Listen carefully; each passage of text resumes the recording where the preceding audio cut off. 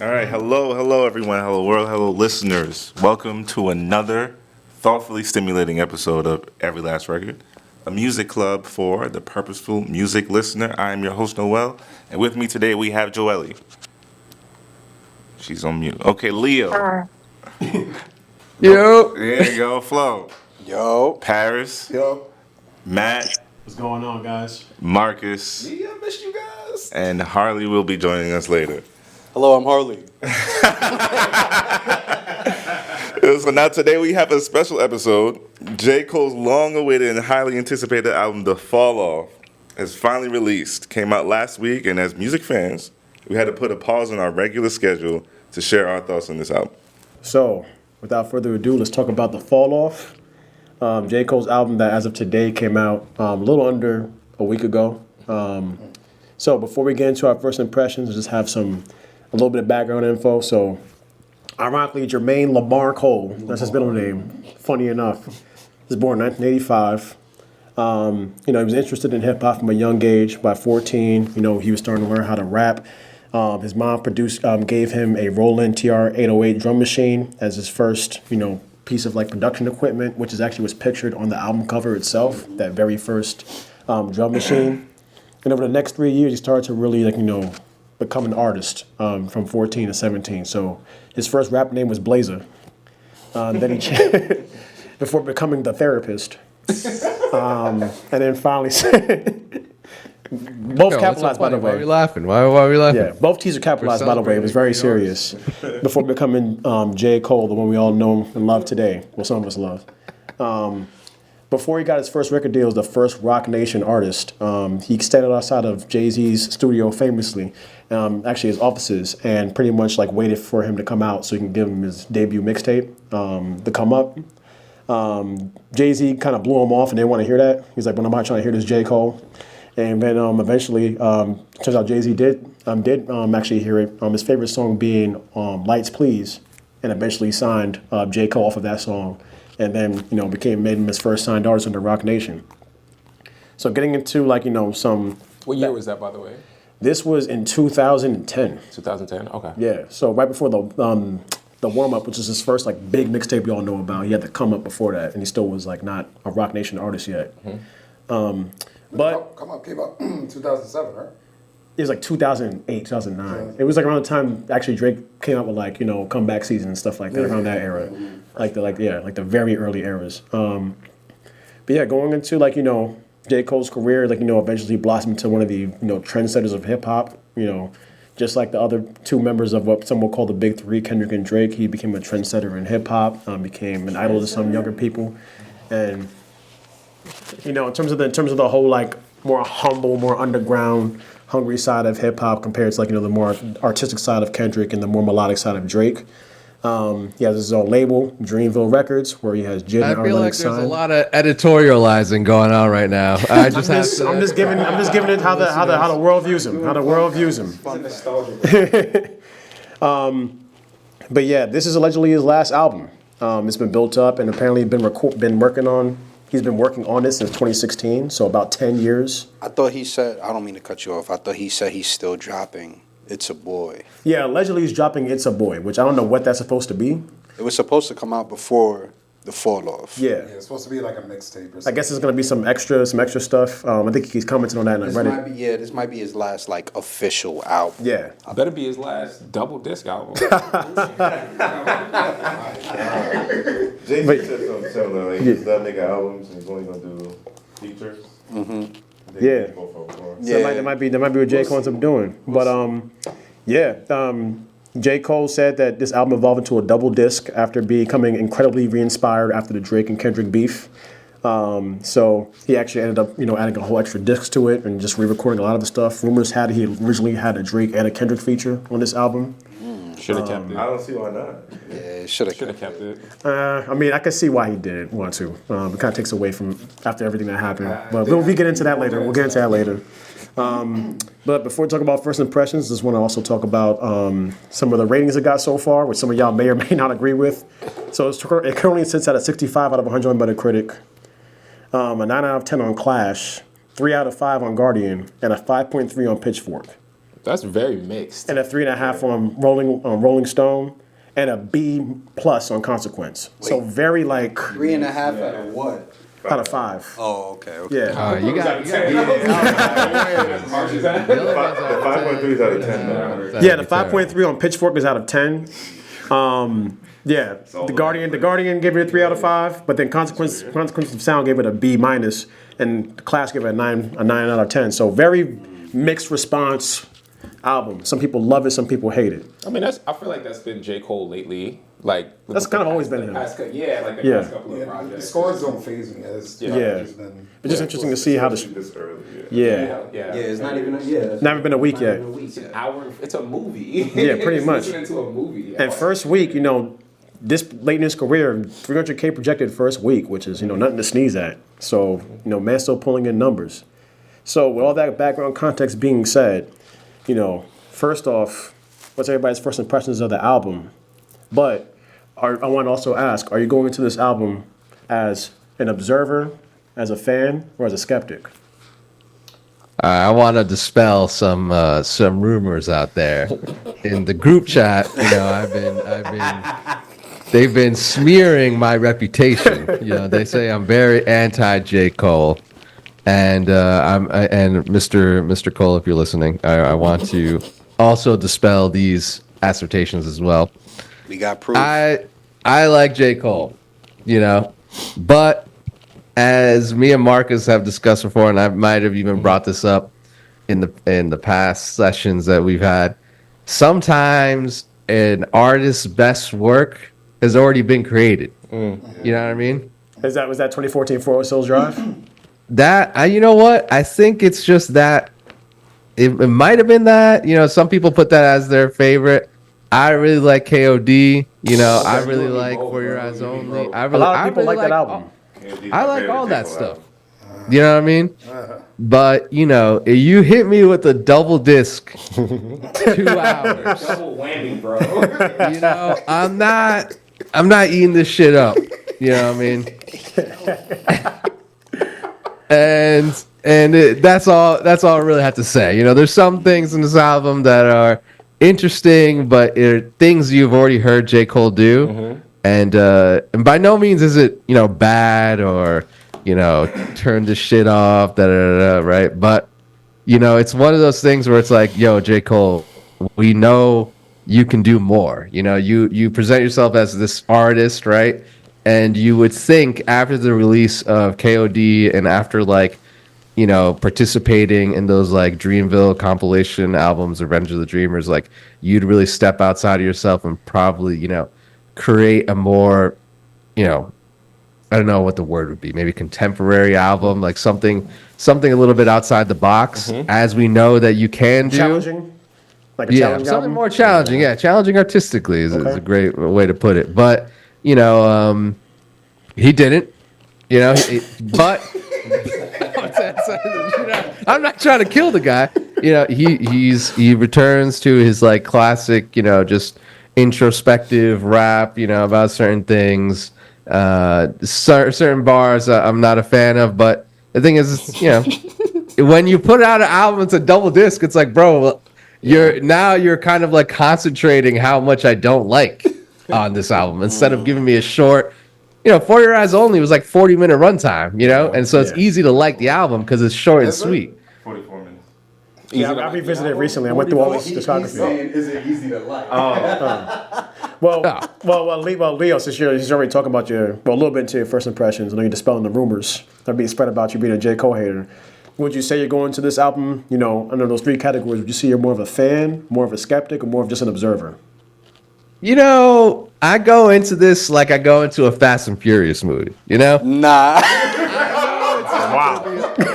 Academy Award winning movie. That's crazy. This But completely. yeah, you gotta go and see it, You just say you hate The disclaimer, it makes it void. Yeah, just say you hate J. Cole at this I point. love Fast and Furious. Oh. You ever seen it? About to get fired. No one loves About Fast. to get fired. Nah, that's a lie. That's a lie. They keep making them. Somebody loves it. Facts. Yo, watch the Fast and Furious movies, binge those movies, and you'll be like, you know what? No. They did something. No. They did something here. Bro. I Once they started jumping cars through buildings, from building to building, bro, grow up. He bro, punched a grow missile. up. The Rock, they had The Rock punch a missile. Damn, I didn't see that one. Cars no more. This is superhuman. They were in Is that what you space. said? Let me tell you something. They were in If space. watching I didn't Fast and see that. Furious That's movies crazy. is not growing up, I never want to grow up. Okay. Wow. Well, what are your first impressions of the J. Cole album, no, Leo? No, you asked me what I was thinking going into it. No, I you know, Like I when you listened first to played it. the 2-disc extravaganza. What was your first thoughts after? I know you really enjoyed it. But what were You your know, first thoughts? I listened to the first disc and I was like, this is, you know, I like this. This is J. Cole, you know? And then I realized I had another fucking 45 minutes to listen to. And I was like, give it a rest, dude. What are we doing? What? But no. All right. You're good. Yo, be as honest as possible, bro. That's what we gotta do. Yeah, be as honest as No, possible. bro. you guys take the stage. I don't want a Somebody soapbox has- for an hour and 46 minutes. You know, so And let's be real, like we all said, an hour and 41 minutes. Like when the album dropped, we were like, Yeah, we all an said hour it. and 41 minutes. Yeah. It's a hell of a long time. Yeah. For any album, like I'll be honest with you.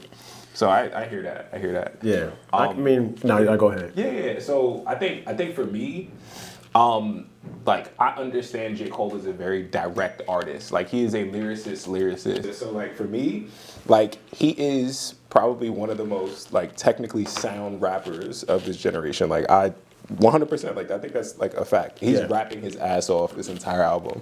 Like you can't really take that away from him. I think when you start to talk about the hour and 41 minutes, right? Like it's just like for me, it's the same issue that you run into with like Lupe. It's the same issue that you run into with like Eminem. Like you get overly technical and sometimes it takes away from the message, right? So for me, on the first listen, it's a lot to digest. Like it's a lot to digest. Plus it's being an hour and 41 minutes. Plus like for me, again, for me, this is my personal opinion. You're making music in a whole, right? So like the production sounds very similar, right? You're not really getting much help, right? And Yeah. funny enough, the one song that I really kept playing back was produced by The Alchemist, right? Which one was that? Bust the drum. Yes, there we go. The one- Thames. yes, that was the first one. That's the one featuring Thames? Yes. Yeah, Okay. I was like, that's the first one, and I was like, Okay. let me give this a couple more spins. Like, you got some bars on here, like, and then I went back to run a train for a little bit, and I'm like, all right, like you have some substance, and you got some, and you got some stuff on here. I like it. I just don't know about like the body of work. It took me maybe into like the second or third listen to the album, which was a lot to get through, to be like That's like 5 hours. Yeah, exactly. So I'm listening to this while I'm cooking and whatnot, and I'm pausing it and stopping it. But at the same time, it's like, all right, like on the first listen, that was probably the only song that I was like, all right, let me go back to that. After a couple spins, I was like, okay, it's getting better, right? Yeah. And I would imagine it's going to continue to do that, right? Like as people give it a little bit more time to breathe. Yeah. Right. So again, like it's only been 6 days. It's an hour and 41 minutes, right? And people are going crazy on the internet about how much they love this project. And I'm like, after 6, like you must be playing this nonstop. This must be the only music that you're listening to. And if it's the only music you're listening to, you're gonna run into a bias, right? Where like all of his music is gonna sound decent or good. And I'm like, you can't be doing stuff like that because then you're not giving it a fair chance. So right? was you say when you first like were hit and play, would you feel like you were like a little skeptical? Were you like, I'm a fan, I'm like, I can't wait to hear this? Or were you like, I want to see how this is gonna play out? Like, what was your kind of thought process? Yeah. I honestly, like, I went into it not really knowing what to expect, right? Like, Okay. Again, J. Cole is very direct with his music. My anticipation was not for him to be experimental. Like, I don't think he's been experimental since KOD, like, if I'm being honest. Yeah, Right? that's true. So- yeah. KOD's are more like probably his most out there album. Yeah, like he's become the more rapidy rap kind of rapper, right? So and I'm cool with that. Like especially like if just the way J. Cole is having a message, quote unquote, right? Yeah. Or at least telling a story, right? Like I get all of that. As a fan, right, I've shifted a little bit in a different path. Like I like a combination of things, right? So yeah, I don't want to call it like diet hip hop, but it is like heavily like if you love hip hop, you're gonna like the album. Like I get that. So yeah, that's kind of like my first impressions. I would again, it's going to get better as time goes on. I'll This share guy, my. this guy can say diet hip hop, but I can't. That's probably not the best term. I'll They're share not being my- allegations, Leo. Direct. I'll share my opinion on it so far, like my first impression, and I'll just say that like generally, it's been a long time since I listened to a J. Cole album and like really vibed, but I feel like he's in like my category of artists that I discovered around the same time. And those artists I generally just don't listen to anymore because the way that I connected with those artists during that time, like I just feel like I'm no longer that person. And so there are certain themes and vibes that I get from J. Cole that I'm just like, I know that this is for someone, but it's not for me. I feel the same way about The Weeknd. I feel the same way about like a couple of other artists, but those are like the two main ones that I've known for a really long time that I'm just really good off of hearing them. When I hear them on features, I love though. But it's hard for me to like listen to their albums generally. And so while this is like an opportunity that I took with like a really open mind to be like, okay, like I have to listen to this album, Oki. I probably wouldn't have if it wasn't for this moment. And like as I played it, I don't feel like any of the music is like not good. And I can see how a lot of people would play this album all day every day. Yeah. This be the only thing that they're listening to. There are artists that I feel that way about. I can listen to Prince all day. But I have a particular connection with that kind of music that really makes it feel particularly like digestible in that way. And I think that like I was hoping that something would shift and like that I would want to listen to this album all day. But what kept happening that I was surprised. I didn't know how I was going to receive this album. I haven't had to listen to a J. Cole album in a long time. What ended up happening is that like, I would be listening to his album and I'd start thinking about other music that I really wanted to listen to. And it kind of set me down. I agree. Damn. Wait, yeah? Got some harsh takes on I here. agree. I went immediately to Mick Jenkins and I went to Telephone. It's crazy. Around that Yeah, time. but it's been funny in that way. I feel like it's kind of been, I feel like I've been like taking down these portals and I've been listening to like mad Kanye. I haven't done that in a long time. Not that I never do that, I just haven't done a lot of Kanye in a long time. Like Paris sent The Life of Pablo out and I was like, damn, I've been listening to some Kanye already. And then I also started listening to Kendrick again. So Kendrick is my favorite rapper ever, period.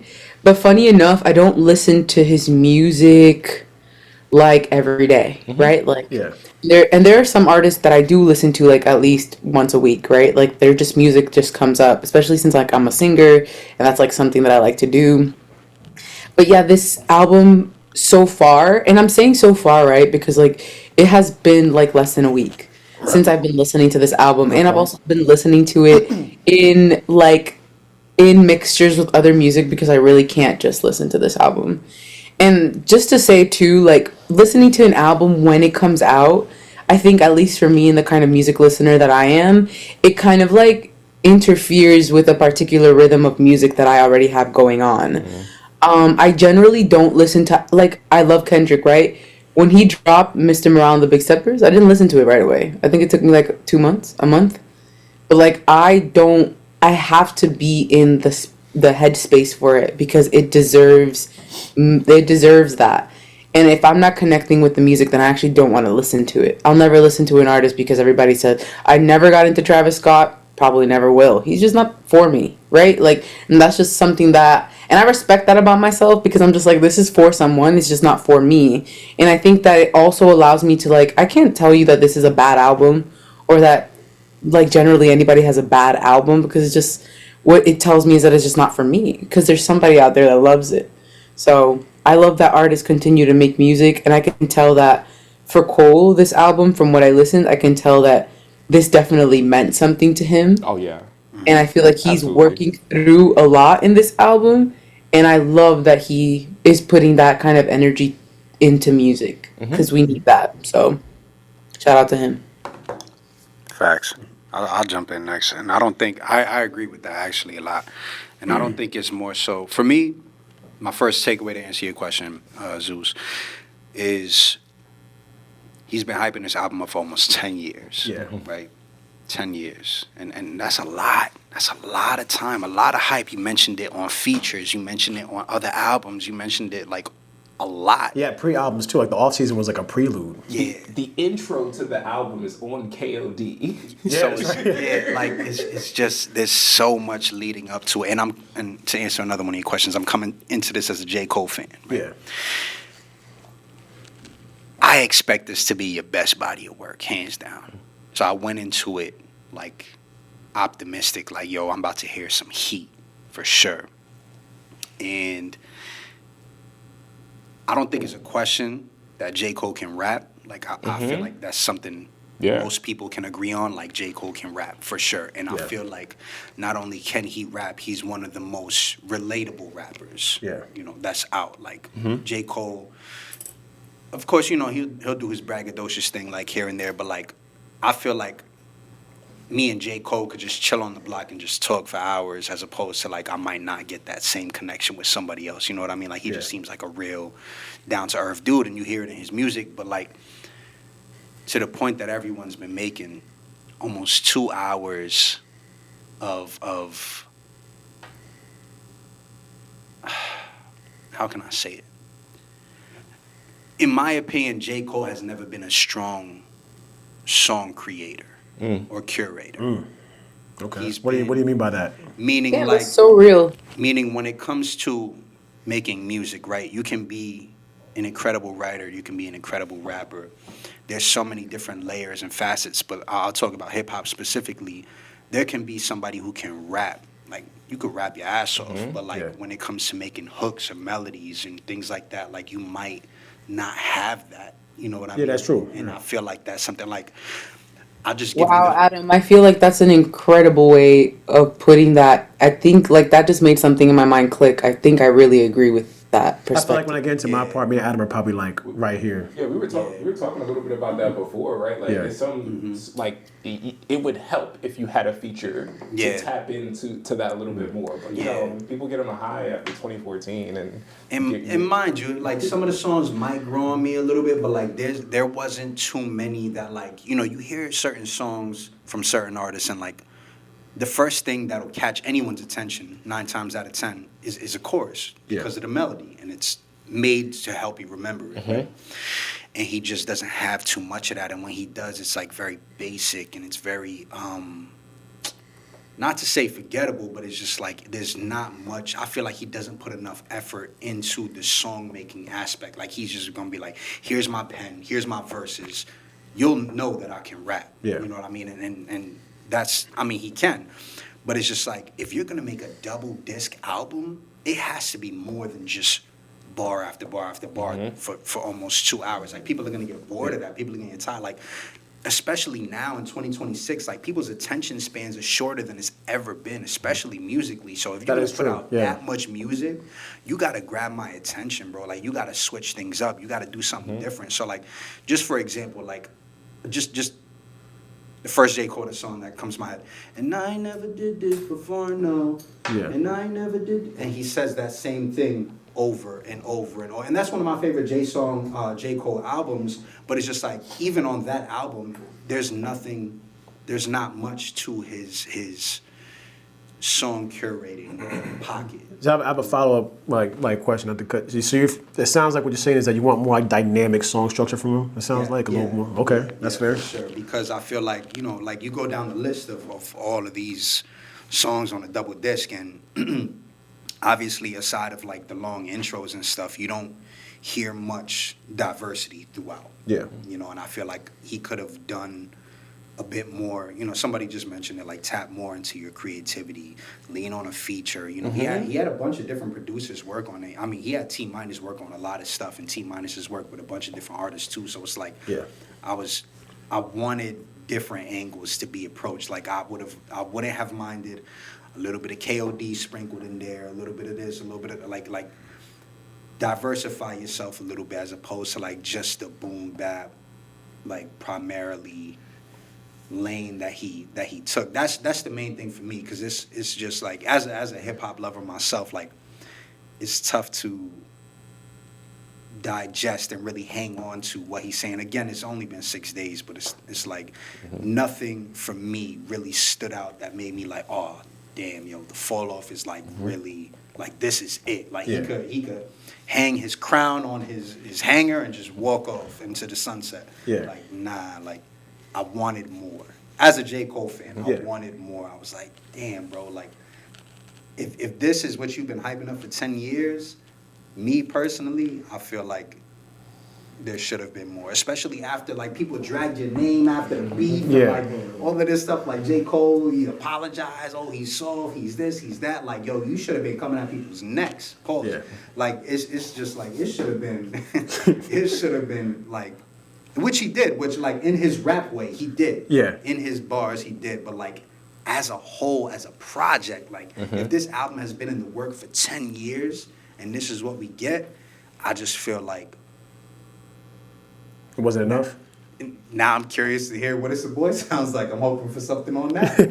At least it's funny you mentioned, like, the hyping up an album for a decade, because I remember when Dr. Dre came out with Compton, and I forget what year was that. It was like 2016, like 2017. I forgot about that album, bro. And you know, it's I don't want to disrespect the man, but it might have been a forgettable album, but in the history of music, right? But what he said during, like, the rollout and the interviews, like, after the release, was that Detox was hyped up so much that he just scrapped it.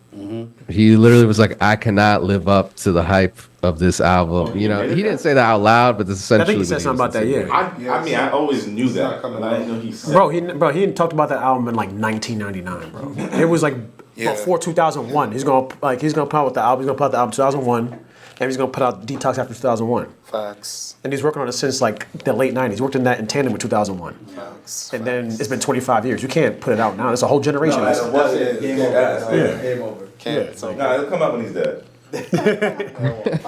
But you know, that just speaks to what Flo was saying. Was like, you hype up like a piece of work for so long, you better come out swinging. You know what I mean? Yeah. Because you're saying it's going to be like this mold shattering thing, and you know, this is a J. Cole album, but it's not this thing you hyped up to be. And another point that you mentioned, Flo, was like him leaning on features would be nice. It's funny because there's 7 features on the album, but, well, judging by the track list, I don't know if there's like hidden features and stuff like that, but there's 24 songs on the album. Right. So it's kind of diluted, you know, the amount of features that you have.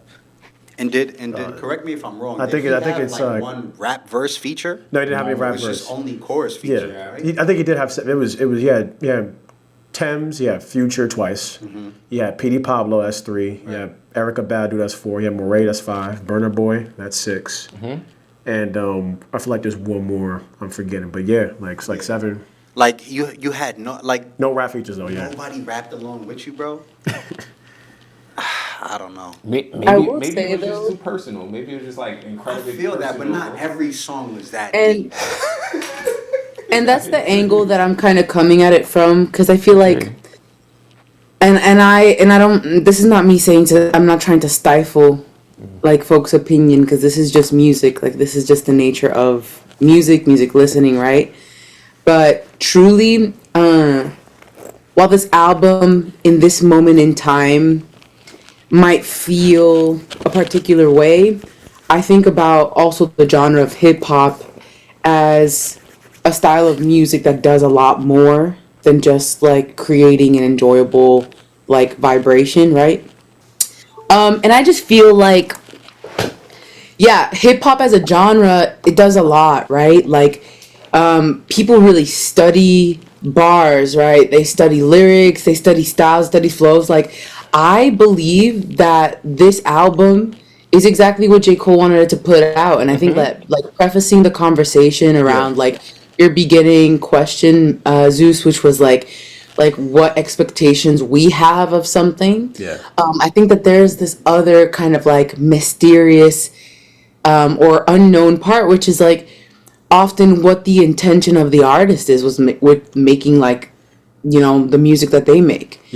And for Cole, like this could have been exactly what he wanted to put out. Now, like as an as a music listener, we're looking to be satiated on so many levels, especially 2026 with the amount of music that we have access to. Like we can stream every fucking album we want, like right now.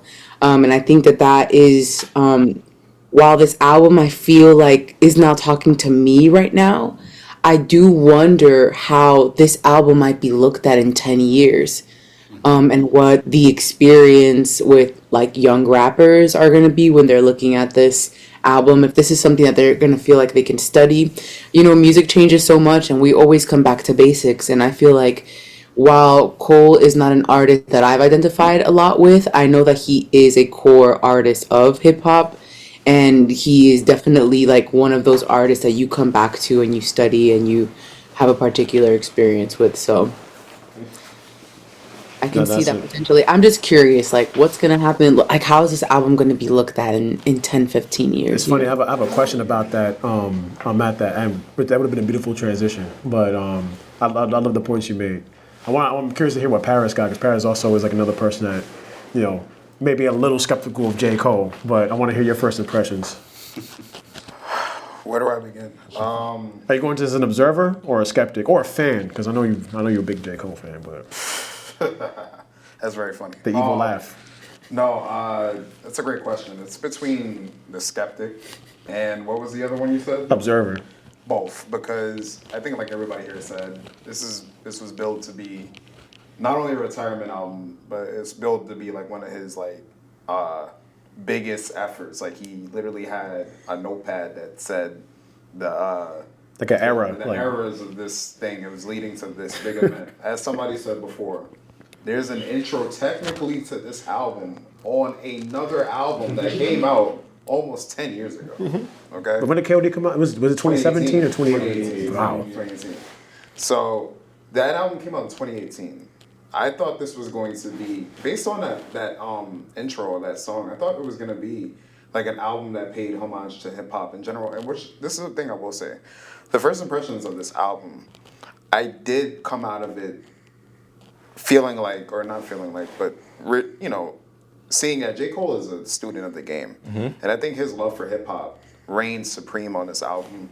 And that's the one thing I'll give it. Like I think that this album was like the hip hop's fan. Like it's a big hip hop fan album. And not just any hip hop, East Coast hip hop. Yeah. Well, no, there's a lot of Southern influence too. It's a mixture. 'Cause then that's my other thing too. It's his trail. Who's because he's technically a Southern rapper, right? So He's like a hybrid between. He even talks about he's like a hybrid New York yeah. like Southern rapper. there's a lot Yeah. of homage to Atlanta and obviously a lot of Fayetteville too, but like New York, like those three pillars are like what makes J. Cole. I mean, from the feature, you got Future on here, you got P.D. Pablo. But then songs like I Love Her Again, like we're not really gonna tracks, but like these songs like really show that J. Cole is a student of his game. Like everything you guys said, like my main problem with J. Cole, and it's always been, even on KOD, I know you guys are praising that album, but to me, it always just seems like if we compare J. Cole to his contemporaries, I feel like Drake and Kendrick have an edge on him that, like, Kendrick is sonically artistic, and Drake has the emotion. So he has the emotional connection, whether it be an R&B track or just be like a introspective song, but the production carries it. Yeah. Like the production uplifts it. You'll have moments in these guys' catalog that will give you goosebumps. I can't say the same thing for J. Cole's music. The only album I'll give him that, and I know Adam, you had brought it up about like the hooks on like Wet Dreams and stuff, but I felt like that was the only album where the hooks were potent, where the hooks lasted. Like you think about those hooks to this day. I feel like he mastered the art of song making on that album, and then he just never did it again. And I don't know if it was just because he's against that, and that he's just trying to pick up the baton of where Nas kind of fell short, and like not being that commercial rapper. Like I want to just make music. I think the comment about the letting him down really affected the trajectory of where he would go as an artist. Because I think that there are even examples on Born Sinner or the Sideline Story that I think he could have expanded more on the poppy, like sonic production side of himself. And I think he got caught in that and just decided, you know what, let me just stick to my guns and make my main thing just be that I'm a technical rapper. However, being a technical rapper is just a fraction of how good you are as an artist. And I think that's the number one problem I've always had with J. Cole. There's nobody, I can't sit here and lie to you guys and say he's not a great rapper. I'd be lying through my teeth if I said that. But you need to be more than just a good rapper, in my opinion, to at least get my attention. Because I think, I think somebody said it before, and to go back to your question, this album specifically, and like most of J. Cole's albums, I feel like you have to have that emotional connection to really understand it. I was gonna say that. Yeah, that's a good point. You have to have some type of like, all right, I'm invested in Jermaine Cole. Fuck the rapper J. Cole. I'm invested in his life. And if you're not in that space, because let's be honest, he talks about reminiscing a lot, and if you're not in that type of like space at that time in your life, you're gonna feel alienated. You're gonna feel isolated from like enjoying it.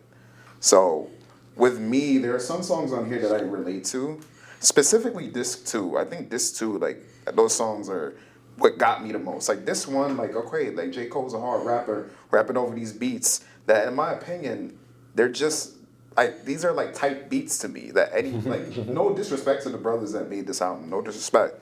It's just like we've heard these beats on various artists' albums before. We've heard these beats on J. Cole albums before. Multiple times. You know what I mean? Like T-Minus and like Boy Wonder and like Vinyls, like we've heard these beats before. They're not challenging. They're not like, they're not innovative. They're not like, I don't want to say innovative because I think it's a negative thing to say. They're just not like interesting. They're like not, they don't like, they're kind of predictable. Like they don't like shift your brain. Like they don't. I was saying to Matt earlier. And Like, I feel like you could have put this album out.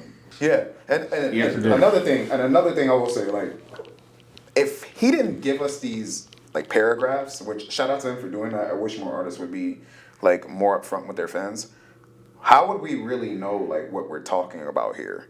And also for him to go back to 2014, I felt like he could have like we've already known everything up until that point, right? Yeah. Like that's my other problem with the two disc thing. Because I felt like we already knew this side of J. Cole. It's not like he's sounding any different than he did. He didn't go back to sounding like he did in 2014. So how without that narrative, we would have never known that. And I just didn't see the point in like making a double disc album when I felt like the main thing should be focused on is like now because not a lot has changed. And I don't think that Trip as a 29-year-old isn't something he's already talked about in his music leading up to this point. That he had 3-4 albums that he's definitely talked about leading up to where we're at now. So I'm against double disc albums if they are not one. I think the problem here was lack of features. I think you need to keep people anticipating something new. So you get to a point where you're on track 8 on this 2, and you're like, damn, I only heard Future and Petey Pablo and Tim's. Yeah. You're like, damn, like where's the rap at? Like where are the rappers at? Future ain't even Like where's Jid? Where's where are all these guys that you've been rapping along? Earth Gang, shit, like it's like where are these guys at? Yeah. Oh like, yeah. You know Especially this like, is your send off. This is your send off. Why not give these brothers a platform? I was thinking that, I was like, yo, how could you not have Nas on your last album? And that's been like your idol. Or Hove.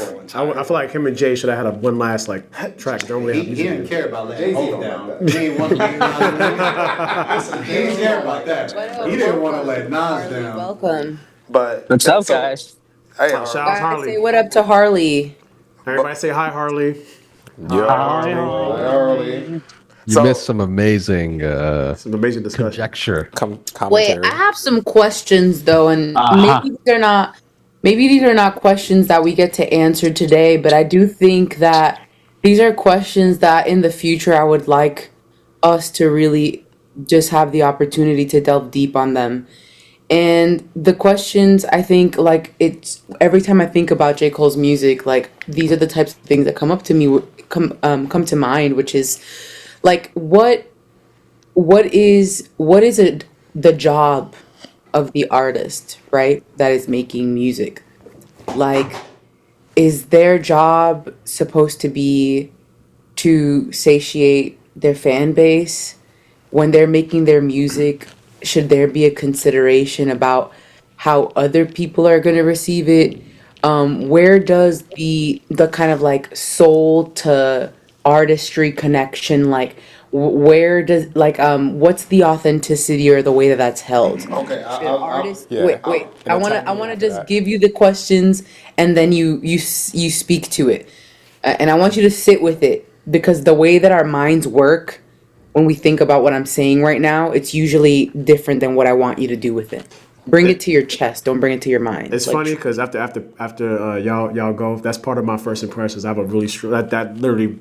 have you not said your first impressions yet? no, he didn't get to say. No, I'm hearing everybody else. I was concluding mine, and I'll then put a hold on this. Let's get into your first impression. man, go ahead. Zeus. Wait, no, Paris, were you done? No, the only thing I wanted to say was like the last thing I'll say. Don't answer to what I was No, saying. I'm not, I I'm want not, to talk I'm about not, it I'm later. not. Okay, The cool. only thing I'll just say, like as the last thing, is that I did come into it like liking disc 2 more than disc 1. I actually did think that disc 2, like on first impression, was some of his best work. The 39 intro went crazy. Yes. I'm not gonna lie. And life sentence songs like that, like where he's like Crazy. like he's creatively he has creative concepts to them that are like metaphor, like creative metaphors, like those are that's his best like strong suit versus the braggadocious shit, especially in this time. And I think a lot of this one was that. So I came out of this liking the creativity and risks on disc 2 more than disc 1. I agree with that wholly. This two kind of it was a flop for me on first listen. Then we come to this. I mean, sorry, this one. Sorry, excuse me. This one was a flop to me on first listen.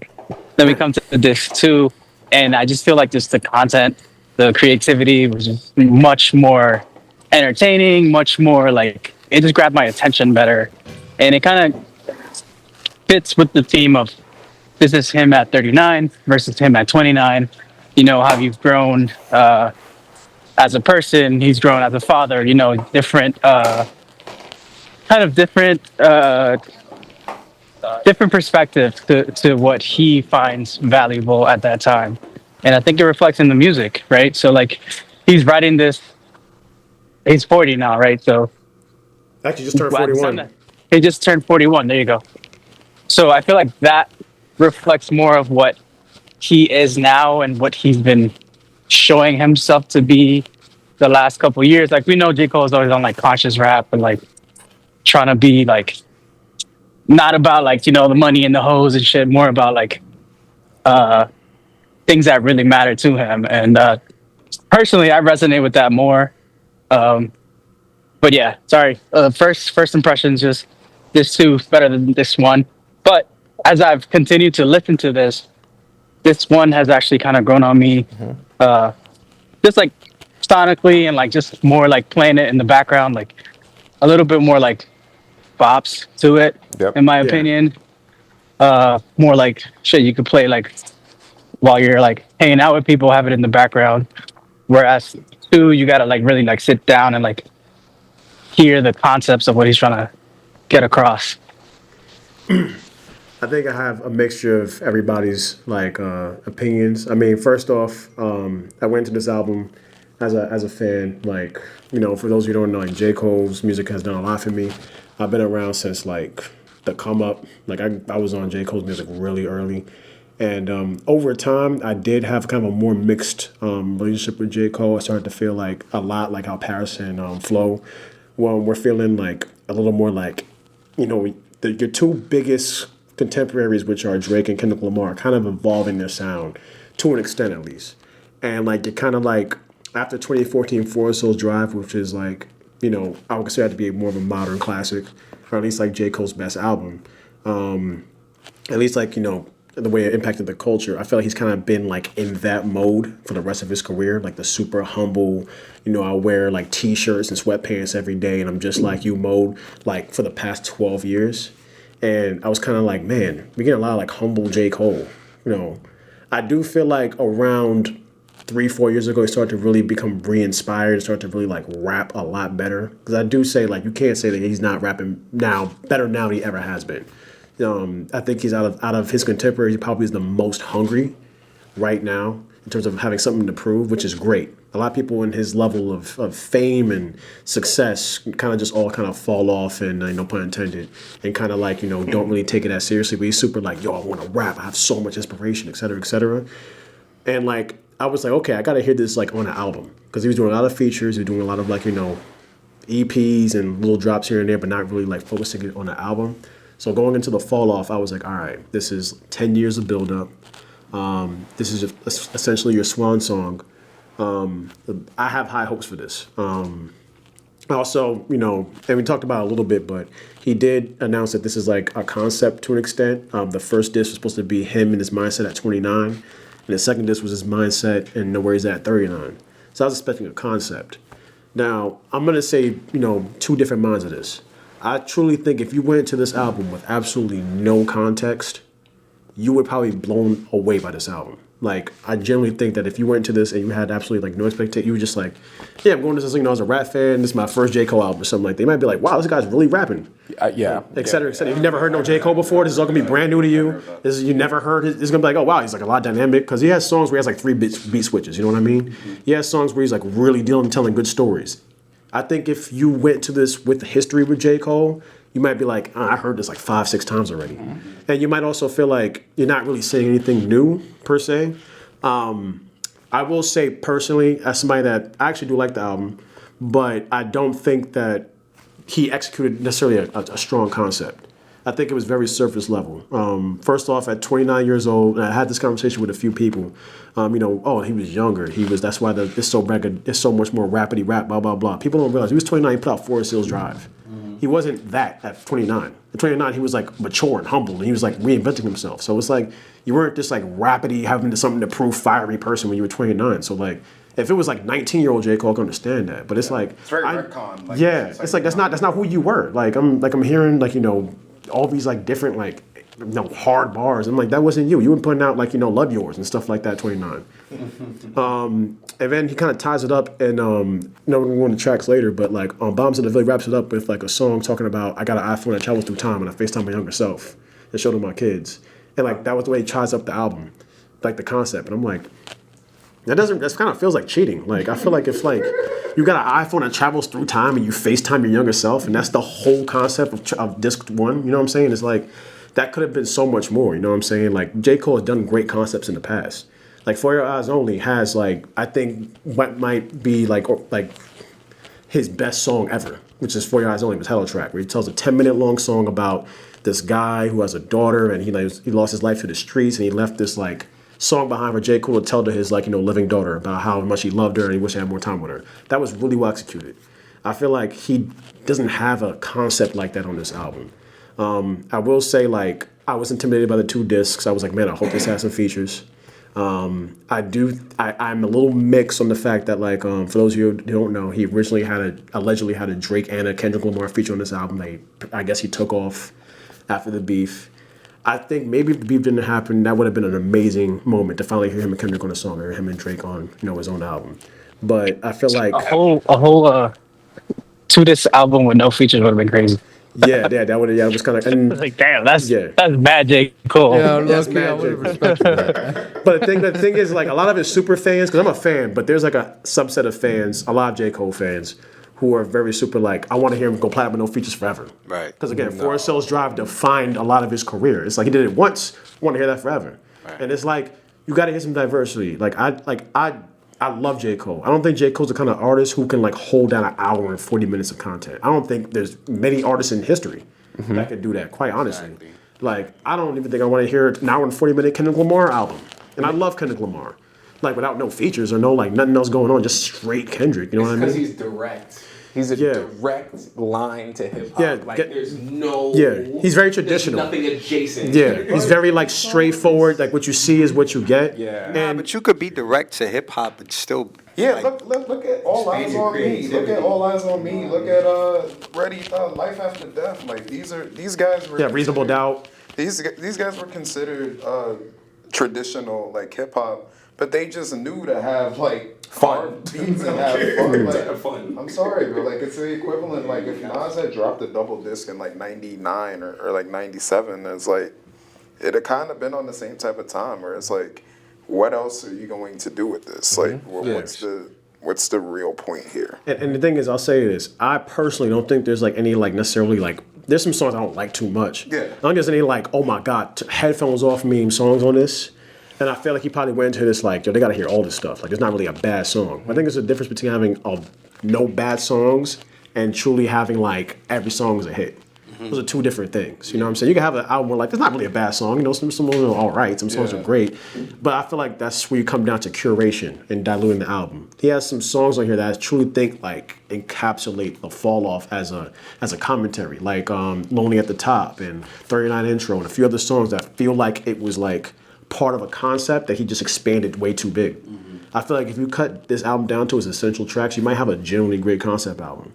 But I feel like, you know, it's not just unique to J. Cole. A lot of artists, you know, are guilty of putting too many songs in their album. And like, I feel like if J. Cole, you know, took his best moments on this album, you might have a really strong song. Because I feel like he does have some of his best songs on this album. And I think that's probably a downside of sitting too much on an idea for too long. Yeah, because he's 10 been years. talking about the follow-up for forever, right? So these songs to him, we're just hearing them now, but he's had them for 10 years or so. So like, you get like this personal relationship with them. You want everybody to hear everything, and I think that's kind of a problem too. Yeah. But yeah, that was my first impression as a fan. I'd have two minds of it again. I feel like if I went into this without the context I have, I would love it a lot more. And I think like also in a bubble, as if this wasn't the fall off my last album, if it was just like if you just put this out as a surprise album, I would like it a lot more too. If I had no expectations, I feel like my expectations are kind of what took it away from me a little bit. That's a good point. That's a good point. And I feel like the album is still rolling out, right? Like, Yeah. he may have music videos that are going to add an additional element to That's a good point. Yeah. His tour is probably going to add other elements to the album that's going to like really elevate it. Right, like I could already picture like him. I could already picture the concepts that he's gonna have in concert. Right, like it's a very intimate project. Right, and I think the more time that goes along, people are gonna like it a lot more. Yeah, and that happens. Like Mr. Morale, the music didn't necessarily like the music was great, but the era came from all the extra stuff, like Kendrick Lamar's outfits he had on the tour, and like the way he was carrying himself, and the crown of thorns in the music videos. Like when people look back at Mr. Morale, it's like, man, he was dressing flashy as hell, and he was like on his shit. And he looked like the GOAT. But like on the album cover, he just has some khaki pants and a t-shirt on. He's not really like doing nothing too crazy. But the era, I mean, musically, like that. Musically, it's amazing. Yeah, like over first listen. Yeah. But I'm talking about the aesthetics. I know what you're talking about. The aesthetics of it brought it together. The one thing I'll say about this rollout, and this is why I want to just give a little bit of positivity to this, is that I love that he's going back to his roots where he's been selling the CDs out of his trunk. Yeah, that's fire. That's dope. That's fire. I like that a lot. I do like that a lot. I've seen a take though that's like, bro, you're rich. No, you're rich. So somebody did say that he should be going to do this at lounges and stuff. They said that he should go at lounges. It low key like it's a tradition of hip hop, and so I see it as homage, as like roots to hip hop. Yeah, like he had his whole $1 in a Dream joint, you know, where he's selling tickets for. Exactly, he doesn't need the money from selling I went to CDs. his Dollar and a Dream concerts too in New York City, and that's when I realized that J. Cole's actually really tall and hot. Don't edit this out. Very important. Put reverb on that. And so, but I feel like J. Cole's aesthetic, J. Cole's flow, J. Cole's music, the fact that that's what he decided to do, I think it speaks to a particular, and I won't call it authenticity because authenticity sometimes is a performance. I think J. Cole really just puts himself constantly into his music, and I appreciate that because he doesn't see the reason to do anything otherwise. There's not really a performance element, and that's where I'm sometimes a little bit thrown off, and I can see the connection between what you were saying, Adam, where it's like sometimes it feels like he really doesn't know how to put like a song together per se, but I feel it's because he doesn't want to do that part of the artistry, which is kind of just like really a performance. He really just wants to make everything so raw. That's a great And take. that's why I That's a see good his point. music, yeah, for sure. And I see his music as this kind of like, it feels like just raw raps. And that's why it's always like, damn, I wish somebody was singing something here, maybe. I wish there was But somebody else rapping and giving a different vibe. And I won't compare him to anybody else per se, but it's often hard to judge somebody for doing something that they would never do. So it's like, what do we do with that? Like, That's a fair are we point. Yeah. putting That's a those fair point. expectations That's a on fair you point. still, even though this is not the kind Yeah. of artist that you are, and then getting mad at you about it? It's also like, do we really want an artist to do we really want an artist to, and this is not rhetorical, I really don't know, like, do we really want an artist to play to what is expected of them and what is expected of the genre and is what is expected of the kind of artist that they are? I don't No, know. I Joelle, that kind Legend, of what goes kind of to crazy right now? that I that see kind you. of goes to your point earlier about your question about, hey, if an artist is making music, do they make the music for themselves or do they make it to like fit a certain category? And I think for him is very much himself, at least with his like personal albums. But you know he can rap. Like you listen to J. Cole on a feature versus listen to J. Cole on a J. Cole album, it's two different J. Cole's. And I think the point of this is just he just had this to say. And going back to Paris' point earlier about him going back to his roots, I have I got the vinyl for this. So the vinyl comes in a packet of 4 discs, which is a lot. It's a whole You get two yeah, more no. discs? Well, God. because vinyls you have a side flip A and a over. Oh, yeah, side B that's or right. whatever. But the vinyls, which is cool, each of the sleeves has different pictures that he took himself in Fayetteville. And there's like little notes. He's like, oh, remember this place that used to be so and so, like little notes written on it, which I think is cool. There's one where it's like he's under some sign and there's a note. He's like, oh, I took this picture under this sign and I was trying to get the bird in it, which I think is cool. It's like him trying to reconnect to the places he grew up. He shouts out his high school. He's like, please don't close this place down. Let's buy the land and expand upon it. Um, so I think it's very much a reconnection with himself. I think he's very much trying to close the loop in a sense and come full circle before he falls off, which is why he's out like selling CDs and stuff like that. I mean, that's a good. So, speaking of falling off, what would be everybody's like standout tracks if you have any? If you just like the whole album is like not for me, cool. And I know it's a lot of music to go through, but like, are there any songs like in the 6 days that's been out that have like necessarily spoke to you or you've been like I got something to say? It doesn't have to be a song you either like either. Maybe there's a song you dislike that you have a lot to say about. What's a song that you feel like you have opinions about? All right, I do. go ahead. Oh. Sorry. Oh yeah, I'll go. I think "Who the Fuck Is You" is a solid song. The "Let Out" as well. I fuck with. And one of the songs I didn't really care for too much might have been "What If." You I know, have strong opinions about that song myself. me too. What are your opinions on that, Leo? my opinions is that he's an interesting guy. You know what I mean, J. Cole. He's an interesting guy, and one of these things where it's just like, very interesting in the viewfinder of We the need the aftermath of the uncensored beef. version of this. And God bless him. God bless Mr. Cole. For y'all who haven't listened yet, don't remember. What If is a song where J. Cole essentially is writing from the perspective of Biggie and Tupac, where they forgive each other. Biggie's like, yo, like So it's you're all telling good. me- Someone guy remade comes it out an of the AI beef. in their voices. I heard that. Oh, I man, heard really? that today. Yeah. Did Drake do it? Egypt. Pop City. But yeah, I have strong opinions on that. I'm not gonna go next, Yeah, but this guy like, comes out of a beef apologizing, and then he has a song about Biggie and The Tupac most popular rap. having a beat. discussion. Yeah. It's consistent. he's an interesting guy. consistent. I'll take it. I'll take it next. Real quick.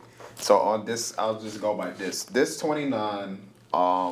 My favorite song on there is actually the bonus song, "Lonely at the Top," and I like this because I think it's J. Cole finally taking accountability for the fact that he's kind of still stuck in the past. Because honestly, I think his heroes or people that he looked up to, they kind of just like they were the ones that originally fell off, and I don't think he ever left that era of hip hop. And then he also admits to like not listening or like really getting the new generation.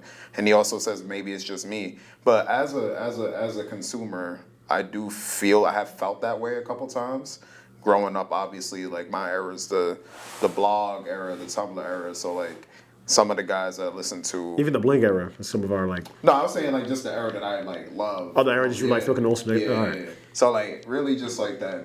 I'll even extend it past that, like to what you just said, like early Kanye and stuff, like all the way to like 2013. Like I always felt like that was like to me peak times of like hip hop. And yeah, sometimes I feel like that. Like I can't get into the new generation like that. And if I do, like I wind up being disappointed because one, the music just they don't evolve from it, or two, they just wind up being terrible people. But I feel like Lonely at the Top, I think is one of his like hard hitting songs or like emotional songs that I connected with. I do like the Let Out, despite a lot of people hating that song. You talk about somebody trying something new. Yeah. You know, I'm happy he tried something new, and I thought it was. I can't knock that. Thought he executed it well. Obviously, I love Who the Fuck Is You because of the mainly because of the Mobb Deep sample, Drop Gentlemen. That's like a track that you can't mess up on. Now this 39, The Fall Off is Inevitable. I think that's one of his most creative songs to date. Really well written. Shout out to my man Julian. He in the video. Is it creative if like you're inspired by Rewind? Like that's No, the thing. but like, you know, I hear you. Yeah, but the way he wrote it, like I screenshot a lot of those lyrics, like it was crazy. I do hear you. But because then I can go because there's another song on here that's inspired by something else as well. But I Love Her Again. Yeah, I Love Her Again, which is one of my favorite songs. He's a student. Like He's a student, and I appreciate that because it's also telling the story from a modern perspective, and we need more of that. We need more commentary on the state of music that isn't. Yeah. And this is why I love the song is because, again, he's accountable. Whereas in the past, my problem with J. Cole was he would just make false prophets and just be holier than thou. Yeah. And that's what I didn't like about him.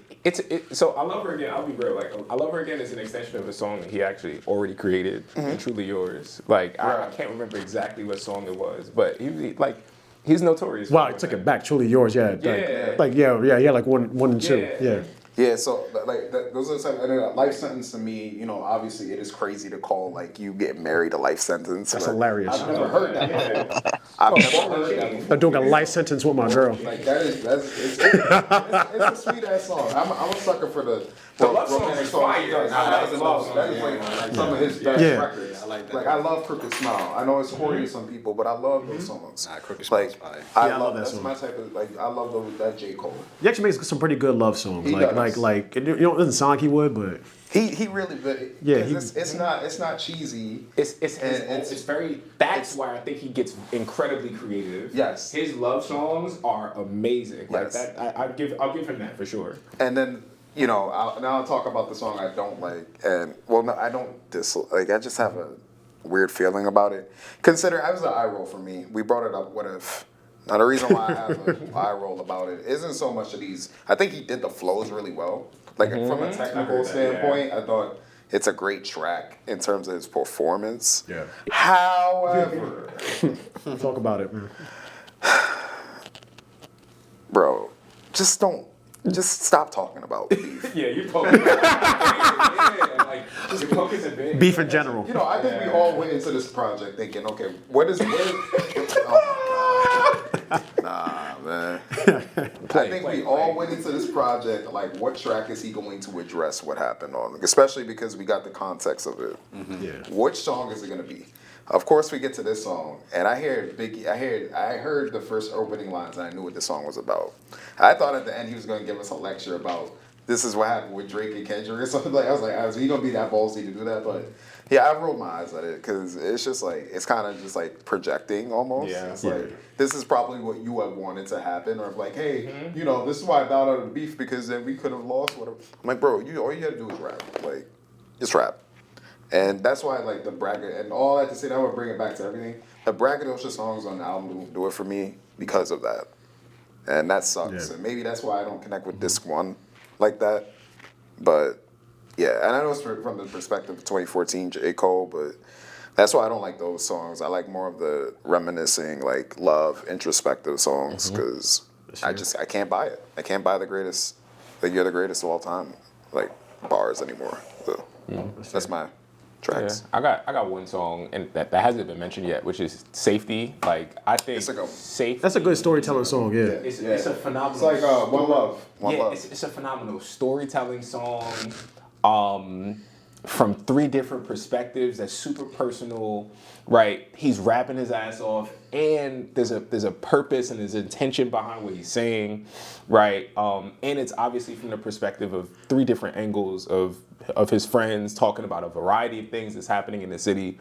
So it's on brand for the album. I think to have that as the third song on the album really builds out the concept, right? I think if you had to cut it down, Safety is one of the songs that you for sure keep. Yes. Right on the project. On top of the fact you got one of the most notorious trumpet samples with Unity, right? Like, and then again, like even that sample is intentional in regards to Safety. And then I just love the term safety in general. Like I think that's one of the most fire terms that this generation has ever created, right? Like to be a farewell and also like I read it like it's a farewell and also a prayer too. Like I love that, right? So yeah, that's probably one of my favorite songs on there. On top of like Quick Stop, like I think Quick Stop. I love Quick Stop, bro. I love storytelling. And it's very J. Cole-ish. Yeah, but very passionate vocal. Yeah. Give the longest embrace. Quick Stop is fire. Man Up Above is great. I just the Marvin Sapp sample. Yeah. But you know what it is? It's fire, but it's overdone. Like that's my thing. Like of all the other samples, you could have found something else. But like, Nah, I haven't heard that too much in hip hop unless I'm listening to different stuff. I've heard it in dance. Like I've heard it as a Jersey Club song. Oh, yeah. The Jersey Club song is fire.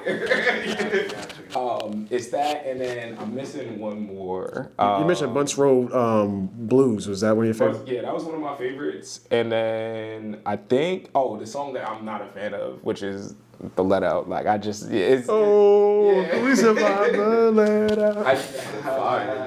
It's a polarizing song online. I appreciate what he's trying to do. I just don't think that like if that's your favorite song on the album, I question you, like to be honest. Like Damn. it's just like Come on. it's good. I can't look at you the same if that's your favorite. That's your favorite song. Like that's your favorite. He's yeah, that's just for me. Like I'm like that's confusing. It's confusing for me. That's why Leo left, man. Yeah, it's confusing. Leo got let out for that reason. Yeah. I love the 39 intro until he starts rapping at the end. That's the best part. The second half is I love your too. song until you come on your song. Yeah. It was cool until you were on it. There's some songs like that though. Hey, Joel, do you have any like standout tracks that you have comments on, or?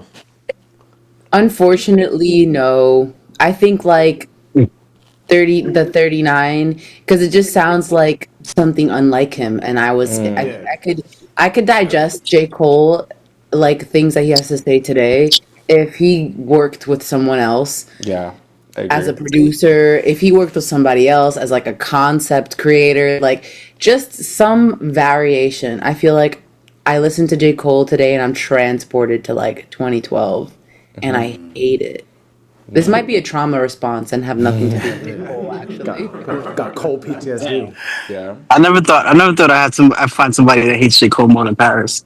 Yeah, word. That's crazy. I don't hate him though. That's wild. I will say Leo got them both beat. I will not accept that. It's just that I do not. Positive things. I just don't identify with his music anymore, and I refuse to pretend that I do. See, You can't change me. I think y'all live in an echo chamber because there are a lot of people that have not liked this guy in over 10 years. Like, I really do not believe. I think it's his best project since 2014, Forest Hills Drive. That's a fair. You think this is his best project? Since 2014, Forest Hills Drive. Like, I wouldn't even know what's in between, so it doesn't even matter. Before this has been subpar to bad. I'm gonna follow up with Paris. Like, I don't think everything's been subpar to bad, but like I'm a J. Cole fan. I'm like an actual real J. Cole. I've seen this man concert 4 times. I don't think he has strong albums. I think the fall off because you're comparing it to like KOD. I can see you saying KOD's better. Besides Forest Hills Drive, you have Cold World Silent Story. I think this is better than Cold World Silent Story. I think this is better than Born Center. Because I went through all his albums very recently. I went through every album and every mixtape he put out before this album because, you know, it's his last album, allegedly. It's better than For Your Eyes Only, even though it has his best song on there. And I do think it's better than The Off Season because I think The Off Season is probably like his most throwaway project, and so is my Delete Later. So I think if you were to say this is at least like top 2, top 3, that's a fair thing because this is actually a really at least thought out to an extent album. It's only been a week, But it's right? yeah. But listen, me personally, I will say. I'm saying, That's a fair point though. That's a fair. That's fair. no, because me personally, I don't like KOD. Like I have opinions about KOD that probably are like hot takes. I think that is a poor man's damn. If I'm being honest with you. I mean, I can see that. To compare it though, like No, but you have to because he's doing almost the same thing on there. in regards to what? Commercial songs used to. You think those are commercial songs? Hell yeah. Nah, I just think Yes, they are. I can see what he mean. I can see what he means because like that was part of the concept. if you hear like KOD the intro, which is like an amazing intro, it's kind of structured a little bit like DNA a little bit. I don't think he's like taking any inspiration. Like I think he's like trying to stock copy Damn, but it's a very similar like It's a similar- going for the same thing. I don't think J. Cole heard Damn and said, "I'm gonna do that." But it's like kind of going for the same kind of like vibe of like a really, because what is Damn? Damn is like Kendrick's like very straightforward, raw, short. Are you referring to like technically like it's similar or like? It doesn't sound the same. It's like going for the same kind of It's energy. going for the same vibe. He's basically using like the most popular genre of that time in hip hop, which was trap. He's using a lot of trap influence, and then the trap songs have the songs in general have meaning that is deeper than what you're led on to believe. So he's taking these like the construction of the song is basic, very basic. Yeah. But the songs are to push a narrative on the album. Same thing that Damn does. The songs are constructed to be very commercial. Yeah. But it pushes a deep narrative that you have to listen to the album to get. Like you have to. It pushes a narrative. I've never compared KOD to anything else. Like so that's why I don't like enjoy it. KOD because I feel like Kendrick did that better. He executed it so much better than he did. And this is why like I get into a space where it's like when you start comparing stuff, you pull things away. I can get from both it. sides because if you compare it to like, if you compare anything to anything, because some people compare this to like the other 2 double disc albums from like Drake and Kendrick, and I feel like this is such a different album from Scorpion or Mr. Morale that it's like, if you're gonna compare this to Mr. Morale, obviously you're gonna like this less because Mr. Morale's like a way better double. It's like way more thought out and better written. And the reason why I like that project, we'll move on in a second. Yeah. Like the reason why I like that project is because it came out at a time KOD? where people were dying of overdosing. Like the concept is addiction. Like and that album couldn't have come out at a better time when you have people that are like specifically artists that are dying. Yeah. Right? So like to speak on that. And again, sometimes good art is good timing. It's amazing. It's in a way that like you never hear J. Cole like try to experiment with his voice like with Kill Edward like that. Like I think that's like he's really trying to be creative with his music that you've never really heard him go back to. Experimental. I respect that a lot. Like he was trying to do something different. Pitching his voice up isn't experimental though. It was Like, him taking a different persona. But that's so lazy. You know what I mean? Like, But it's something that he's never done though. Yeah. You know what I mean? But bro, like I'd rather hear that than just hearing the same exact pitch and tone Yeah. for 2 hours. You know what? It's all relative. Like if Playboy Carti did a boom bap song, a bunch of people do boom bap. That would be like, wow, Playboy Carti's doing like a boom bap song. That's like for him, that's very different. yeah, but Matt, the same way like he's how still if like rapping the same. It's not like he's still rapping. He just pitched his voice up. That's like if Cardi doing boom bap from trap is a whole different genre of music, whereas J. Cole just rapped in the same voice that he just pitched up. If J. Cole was singing and then he pitched up his voice, I would give him more credit for doing something new. I feel like anybody can get on the track and manipulate their voice. I don't think that's anything to really praise that album for, personally. But that's just me. That's just me. I think both your takes are very valid. Like it's funny because like when I was going to my favorite tracks, like when I first heard this album, I'm not gonna lie, like I didn't really get anything from it like that. I had to hear it a few more times, and I took 2 flights recently. Yeah, I took 2 flights recently, so I had nothing but time to like sit down and listen to this uninterrupted, and that's when I really started to get it. And I was like, you know, if you really listen to this album, you have some really like unique sounding songs on here that you wouldn't necessarily think about that deeply. For me, it was like, well, the Let Out. I don't like that song. I'm not gonna lie. Like, that song, that song drives me nuts. Like, but I respect it for being unique.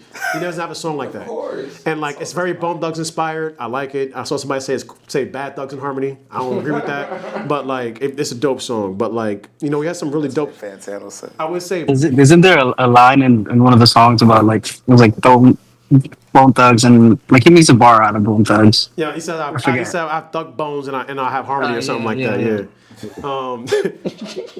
But to talk about like to end on like a more positive, I'm gonna talk about like probably like two of the songs I also don't really. I mean, I have mixed opinions. I'm not gonna bring up What If. What If you've already kind of like talked about why it's a little weird. For me, Bombs in the Ville I'm kind of torn on because Bombs in the Ville is very like. It's very unique. It has like 3 different beat switches. Like he's like singing it at first, then it gets into like, I was kind of scared in the middle. I thought it did the Cash Cobain kind of like drums. I thought he was gonna do Grippy too, and I was like, man, he's gonna do Grippy too, man. Like, but then he doesn't like a little more of a like harmony kind of like flow. But he does like he samples Ludacris on the drums out of nowhere. But at the end does the whole concept song. So it's very kind of all over the place, but it's very like I like that he tried to do different things, but I'm a little mixed on it. I think Lonely at the Top is a great song, and I feel like I don't know why it's a bonus song. It feels like it's really like about the fall off as a concept, about like loving your idols and not knowing where you are in hip hop is what he talks about. J. Cole doesn't know where his place is at right now, and like that's a really good song to not be. That shouldn't be a bonus track.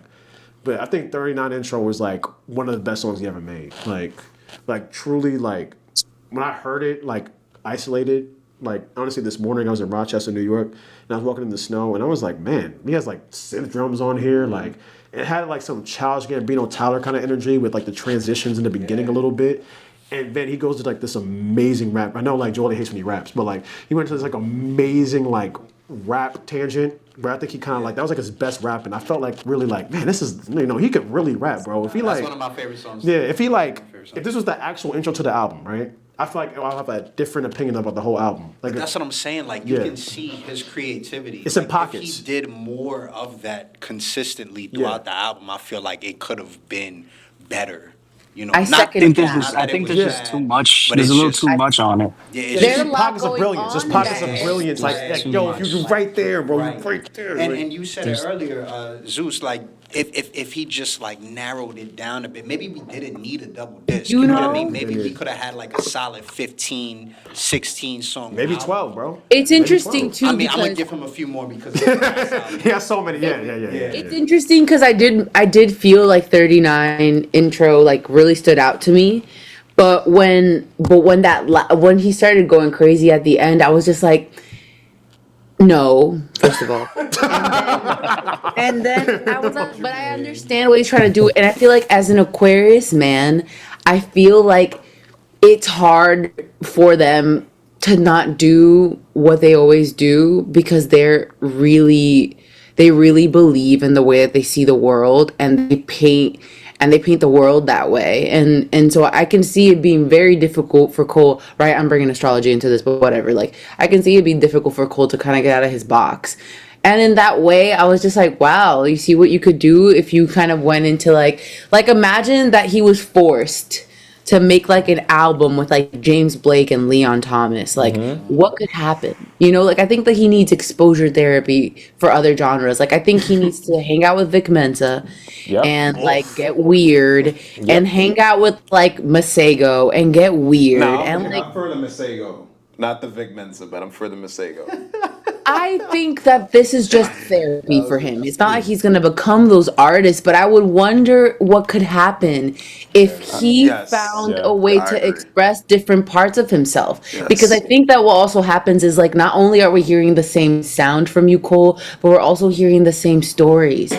Yes. And now I think you need a hug and a hobby. Yeah, like 39 intro and like the 29 intro is like I know I heard you when you were 29. I heard you when you were 39. What are you doing now? Like, what's your perspective now? I feel like he's still coping with a lot of the same things, and like obviously those things, they never leave us, and I can hear like an evolution of those realities. Like he's battling with his ego and with like a lot of stuff, and I think that's quite beautiful, but it's also like he already has all of the awareness. This is what they would tell you in therapy. You have all the awareness. Now there's no need to call back to the trauma. Wait, What are we gonna do who's the forward? therapist in training here? I mean, his name was. I feel like Joel is telling me. I feel like, man, I feel like I'm I do reflecting. agree with I'm that though. just a Like, I feel measly like historian.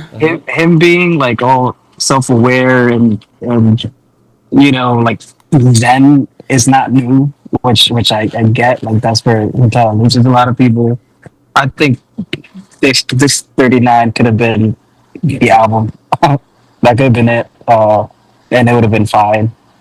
It's just I feel like he's trying to like grab a lot of different like things, and he's throwing a lot of different like ideas out, and it's lengthy, and it's like it's a mission to get through this whole thing at once. I started listening to it today on shuffle, and I think I'm enjoying it much more on shuffle because like I get little bits and pieces from this 2-9 and then from this 3-9.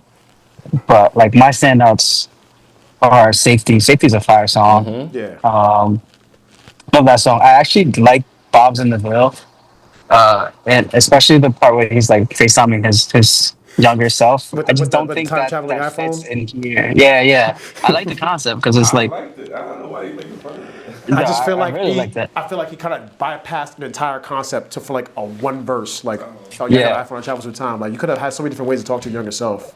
It's a dope idea, and I like the way he's playing with time on it, with being 29 and being 39. Same thing with like the fall off is inevitable. That song with the video, I think it's like top tier. That's a Like great that's so song. creative. Shout out to my brother Julian. He in the video. Yeah, that shit is so Shout out good. Julian. I Love Her Again, obviously, is a great song. What if there's no way that shit would ever happen. I'm going like, I'm sorry. That's my biggest issue. People got shot, sorry, bro. Like And it's also bigger than just Biggie and Tupac too. There's a lot of people that were more so involved in that than them. So Tupac Yeah, would have for- cried getting a letter from Biggie, bro. Like Tupac crying from a Biggie letter is kind of crazy. He might have. No, there's no way that would have ever happened. They could have squashed the beef Never in know. any way, but never to like. You telling me they send out writing letters to each other like, "Dear Pop, I wrote you, but you still ain't calling." I think there's some good comments on it. Yo, that's crazy, bro. That's a haymaker. okay, you can never. You better tweet that. For saying anything about J. Cole. That's the worst, that is the biggest roast of J. Cole. You better tweet that to go viral, bro. And I agree with you, so. Nah, man, it's just. I think he tried to do too much. Overall, I think it's. I like it, and it's growing on me with each listen. With each listen, don't get me wrong, but could it have been two separate things at two separate points in time? I don't know.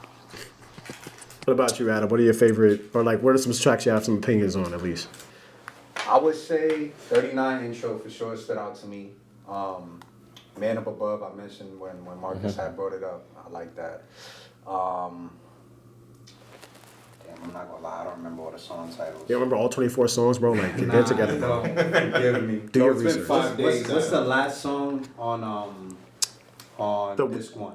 Lonely at the top. Lonely at the Top. And Bombs in the Ville is the last song. The Bomb, then Lonely at the Top is like the bonus track. How you got bonus songs on a double disc album? Just did that to like hype it up or something. Yeah. Shit is crazy, but this is 10 years worth of music, I suppose. Imagine what he didn't have on here, bro. Yeah, Yo, there has to be so much that never made it. Yo, you could have been 4 discs. And the You know crazy what's part crazy? is, There's still another album coming. I hope you guys know. Like, It's a It's a Boy. Boy is gonna drop That shit at better some be point. fun. and I wonder if that album will actually be like more, you know? Like maybe this is all the Like 2 more things- discs. He's gonna put Well, it might that's be. what they be doing. Yo, But he's gonna put this. maybe this is all the stuff that he needed to get out of his system. Like, you know what I'm like saying? And I feel like this album hopefully is a purge. Maybe. He I needs just- to be I just washed hope he's anew. more creative. Like this might be a hot take, but like remember when he did that song with what's her name? It was like Janet his most Jackson? viral verse No, it's Grippy? like, nah. Oh, Bia? Bia. British yes. song? The London song. Oh, The yeah, London yeah. song, yeah. Like, okay, so on that song, yeah, he had like the little whack UK accent, but like his flow and his rhyme schemes, Yeah. his cadence in that verse, it was like, damn, this nigga like, Yeah. he's spitting. Fire. And that was his I'm most telling you, J. Cole popular Fire. verse. And London with features Young is a Thug different too. He has person. like songs like that as in features where he's like, years. So it's like if you take Fire. approaches like that, like mind you, don't rap with a British accent, but like please. if But it you was take so good. approaches like that, like Yeah. people are gonna buy into this whole concept that you're like this is your last hoorah. Like if he would have did that more on the album, Yeah. I felt like it would have been way more like yo, like he's killing this as opposed to like If you had an album of like just like future type energy, like future J. Cole energy, I agree. it would That would be go crazy. completely different. Well, Flo, You know Flo, what's I have a interesting, question. like- Do you have any songs on here that you feel like he actually did challenge himself, in your opinion? Sorry, before you answer that question though, Flo, like coming back to the comment that I made earlier, like you see, like he put on an accent. I feel like he sees a lot of his features as him coming outside of himself, like he's acting. Oh, yeah. And I feel like when he's in his music, he's like, no acting, just me and Shea Butter and tears.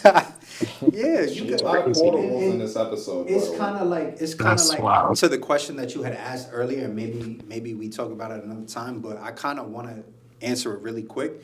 I feel like yes, you can be true to yourself in your creative process and make music for yourself. But once you get to a certain level, I feel like you have to at least consider the opinions of others to a certain extent. To be fair, like you've built a fan base, you're one of the biggest artists, hip hop artists out. Like, of course, don't Compromise. compromise. Yes, thank you. But there's, I feel like there has to be a little bit of wiggle room to like, I have to step out of my comfort zone and challenge myself to make something different than what I'm comfortable always making. And I feel like that was probably the biggest miss on this album. Like, yeah, he was in his comfort zone for a lot of it. I will say there's certain things, so to answer your question, Zeus, I'm gonna hang my hat on 39 intro because to Joelle's point earlier, I felt the same way when I first heard it. That whole first half is like, this don't even sound like a J. Cole song. Like it threw me off. I was like, yo, this sounds fire. With the guitar and everything, that was kind of like, he was it kind was of crazy, and I was like, yo, if he just went more into this pocket, I could only imagine what it would sound like. He has moments, bro. He has moments where it's just like I get so frustrated as a fan. It's like, yo, bro, you right there, man, right there. Like, Can I say? I'm with you. Can I I'm say, with you on that. Can I say one thing? Because I always want to answer that question Joelle had. I'm gonna challenge you guys to the opposite thing, where I feel like he is giving the fans what they want because that's why he doesn't experiment. And I'll be honest with you, I don't think a lot of fans want him to experiment. that's a fair point. Yeah, I feel like I it's think that he knows that a lot of his fans are casual listeners that just want to hear J. Cole rap. Basic. They don't want him to do these voices. They don't want him to switch up the production because when it happens is, and not to like call anybody out here, but like you'll see online like when guys like Kendrick do his inflections or like changing his voice, they're like, oh, he's weird. So like that turns off a lot of people to not want to listen to him anymore. And I feel like that's another thing that makes Kendrick like more superior is that he doesn't listen to the fans. He does what he wants to do. That's why every album sounds different. J. Cole, I think, plays it too safe where he knows that he doesn't want to alienate people that he already built up. Like he is caring about his core fan base from 2007 to now. you feel like he's like shackled a little bit. Yes, I don't think he has it in him to step away from that. And especially now, like, this is the last album. Like, I don't think he was going to just hit left field on us. So, like, I didn't expect him to hit left field on us on the last album. Yeah. So, to get those tracks, like, Flo brought it up, like, 39 intro, like, that was a treat, in my opinion, because I didn't expect him to do that. Right. Because at this point, he's already, like, harbored that fan base that expects this type of rap from him. Because I think it's just the fan base doesn't want challenge. A lot of people don't want like experimental music. A lot of people don't want people to like challenge themselves. Like the greater part of music listeners don't crave that, and that's why a lot of artists don't do that. Like Drake, for example, doesn't do that. Like he knows what his audience wants. That's why he puts so many songs on his album, because he knows there's a song for everybody, rather than just like challenging the whole project to do something that I'm feeling at the time to please me. So I don't think J. Cole necessarily goes into it not wanting to please his fans. I think he just wants to make the music that's safe, per se. To that point, Paris. I feel like the pressure of labeling something your last album kind of to that too. Like you want the music to like represent what you sound like. I don't think your last album is where you go for it for like the experimental shit. Yeah. Uh, so I think that might have been a mistake on his part to like. I think he just built this world and like he's been thinking about this for 10 years, and I think he just got too caught up on it. Like, I'm gonna make this last album, rather than like just making something organically and like feeling like, okay, I feel like I topped myself, and this is it, you know. Yeah, I'm not gonna lie, Harley. That might be a great transition because I want to get into like everybody's ratings, and instead of asking everybody for their replay value because the album did just come out, instead of replay value, I want you to say, what would you give this album? Obviously it's been out for less than a week. What would you give it out of 10? But instead of giving a replay value, I want you to just answer, if this is J. Cole's last album, let's say, what do you feel like, his lasting impact will be in your opinion, or like what does this leave behind? What does it say about him?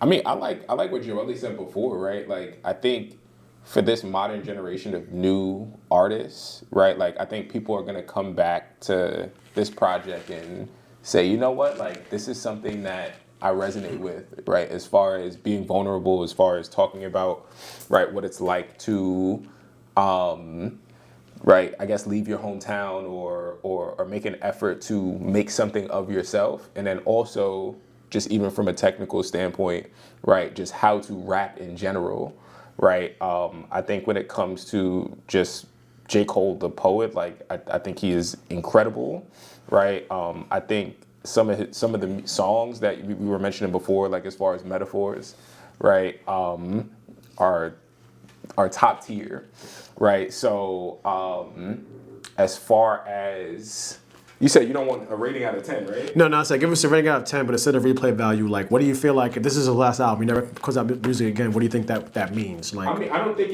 it means much. I think he solidified himself as like one of the best lyricists of this generation. So I don't think it does much. It doesn't move the needle for me, right? Like I'm still going to go back and listen to his catalog, right? Just because there's too much good stuff I think his catalog is just undeniable, if I'm being honest, right? Especially as somebody that likes lyrics. And likes storytelling and likes technicality in rap, right? So in that sense, right, this is tough. I'm being generous. Like I'm gonna play middle road. Like I'm gonna play middle road and be like a 7. Like I'm gonna be real. That's a fair. I'm playing middle. Like I'm gonna play middle of the road. Pitchfork gave him a 5, so you know what I'm saying? Nah, it's not like 5 level. Like I hear, and again, like it's going to grow on people. I know for a fact it's going to grow on people. Yeah. We could have the same conversation a year from now, and it'll be very different. Yeah. I guess I could go a little bit to like my rating. I don't really have like a strong rating in my head. I think tentatively, I really think I would love this album if I didn't have the context I said earlier. If I just went into this completely blind, completely no expectations, I would give it probably like a 8. But I think if I saw this without like no context, I'd probably give it like close to like an 8.5. But for me, it's like an 8 or like a 7.5 kind of. I do feel like if this is like his last, this is his last album, what his legacy will be, I think that people will look back on him and be like, yo, like he's like, he was an incredible rapper. Did he make like the most crazy body of work? Is it gonna be like something that like is gonna be like in the Louvre in 100 years from now or something like that? Maybe not. But like, there's a lot of rappers that we grew up with that don't have classic albums. There's a lot of them. Like, you know what I'm saying? It's not like Busta Rhymes has like a all-hail 10 out of 10 masterpiece, or like Ludacris or a bunch of other people doing. They're still the greats, you know what I mean? So it's like I feel like J. Cole, may not have too many masterpieces, but he's still gonna be looked at as one of the people younger than us even, especially, like, yo, I was born in 2010. I look up to this guy. this guy inspired me. He's my Nas. He's my Jay-Z. Yeah, he you know what I had mean? Petey Pablo on there. Yeah, like he had some Unk people on there. You know what I'm saying? Like, People don't know who Petey Pablo is. they probably never heard of him before. Freak Elite, they never heard that before. You know what I'm saying? So it's like, I think that if you never heard J. Cole again, this is his last work. Yo, that was my joint. It will hit for you. 12. I didn't even know what was going on after the song. But yeah, that's my final take. I think 7.5. I think this is a not perfect, but a good note to end on. I would give this. I'll give this a strong 6.5. Strong 6.5. Strong 6.5. Emphasis on strong. I don't think it's a terrible album. I think it's okay. Like, I think it's a fair album. I do think that disc 2 is a lot stronger than disc 1. I am more inclined to play that disc more than the first one. Yeah. However, I think Joelle even said this earlier. I don't really have a desire to come back to it as much. I know that wasn't really part of the question, but yeah, I don't know. I feel like I'm not in that space right now, and I respect, and because I'm not in that space right now, I don't have any grounds to violate this project because there are some great songs on here. There are a lot of strong songs, a lot of highs versus the lows on here. So I got to give him that. I think in terms of the future, in terms of this being his last project, how it's going to hold up, I think people are going to come back to Forest Hills Drive a lot more or they're going to revere that a lot more than this. I just think the double disc album in this era that we're in with attention spans and stuff, I just think that people aren't going to want to come back to this as a whole. There may be some tracks on here that are going to be revered more so than the whole body of work, but I don't see this being I kind of, the thing with retirement albums recently, I think they haven't really been loved. Yeah. Everybody from The Weeknd to Gambino, I think they see the retirement albums kind of disappointing. Yeah. And I feel like this is kind of gonna follow in that footstep. There's not really any good retirement albums, honestly, because you're not by the time you retire, you're not in your peak of creativity. There's just so much. 444 is mean. That's probably the only good retirement album I've heard, bro. That's the only. He didn't retire. He retired way before that. He didn't retire. No, so Jay said he was going to retire Black Album, and Black Album is one of his best albums ever. Period. Yeah. He retired 3 times. Yeah, but but every time he retired, it was crazy. I'm not gonna lie. That's another guy I do think will drop this year, by the way. But I don't want to count 444 as retirement. But this, the Gambino album, and there's probably another album I'm thinking of right now, but Blonde. that's not a retirement. Is he dropping this year too? But no, I do think that retirement albums just don't go over well because of the expectation. Yeah. But in this case, I do think that the effort could have been a lot better. I think he should have chopped a few songs off here. And so 6.5, and I don't think it's gonna be all the way as big as it could have been. Real quick, Joelle mentioned something really early that I'm starting to process now, right? It's a reminder of if you love J. Cole and you love this album, it's a reminder of the things you like about hip hop, which I think is the reference point, and that's to why go I back enjoy to other music, Yeah. right? That you love, you love the way other people do hip hop, and this is a reminder, right? Because this is what J. Cole's version of hip hop looks like, but I also love the way somebody else does it better. So in my mind, sorry, I just had to say that because I was processing that in real time. But yeah, my bad. I'm not gonna lie, you're quick 30 seconds. You brought up a good point that I wish I brought up in my favorite tracks. But he has a lot of moments on this album where he invokes older artists in terms of their flows. Who the fuck is you? He raps like Eminem, like older Eminem. He has the Tupac flow and the Biggie flow down pat. He raps like T.I. on the Petey Pablo song. He has a lot of moments on the album where he invokes Kodak. He has a Kodak Black moment, and I think that's really cool where he pays tribute to other artists and other styles. That could have been a good concept. But that's what I thought. That's what I thought the album was gonna be. That would be a good concept, bro. That'd be a great concept, bro. Damn it, Cole. I was looking forward to that. I thought that was gonna be what this was gonna be years ago, and then two, that was the reason why I do like this album. I do like him paying homage to hip hop. I enjoy that. I love that.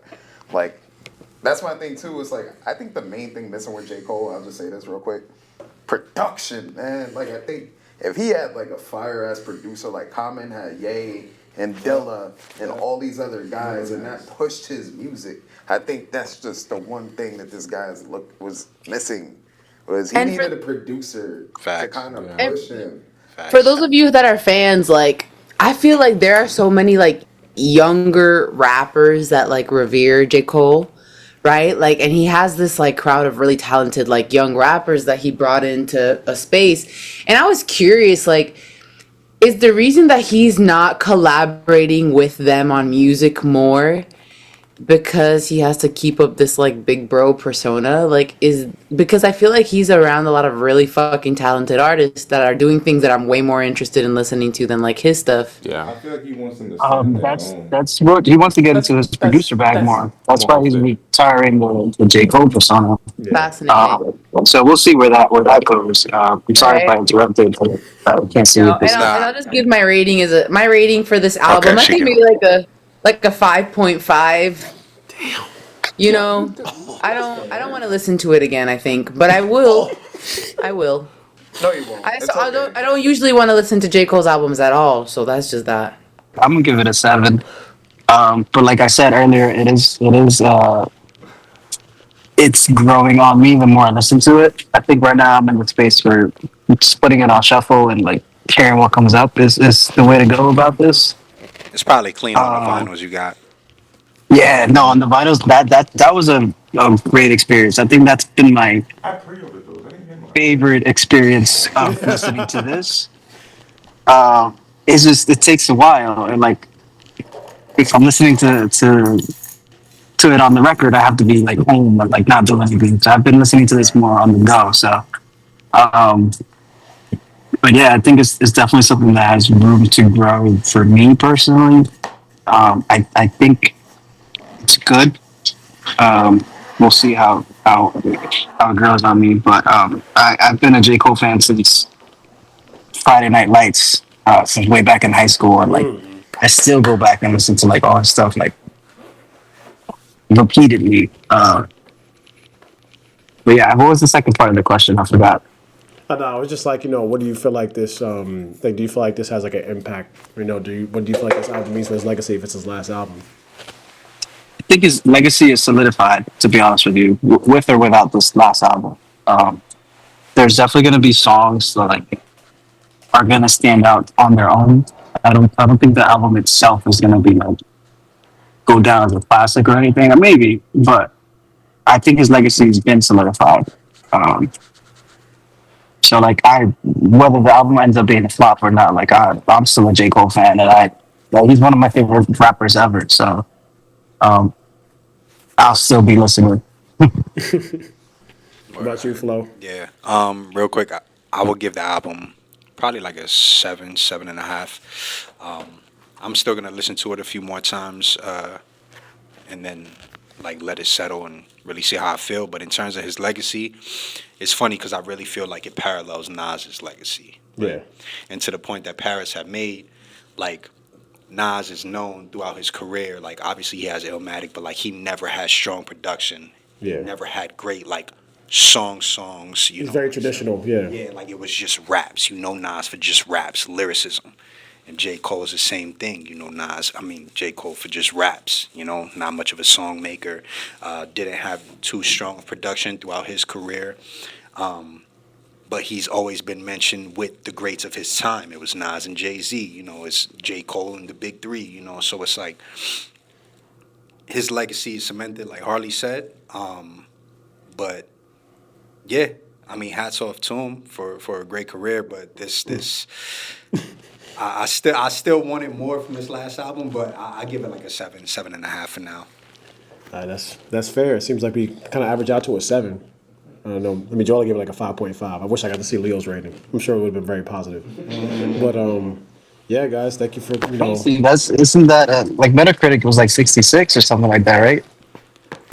So Metacritic is a 65 on Metacritic out of 100. Yeah. And with that, I want to thank you for listening to today's episode. Good night, and remember, don't consume music, let it consume you. Then don't fall off.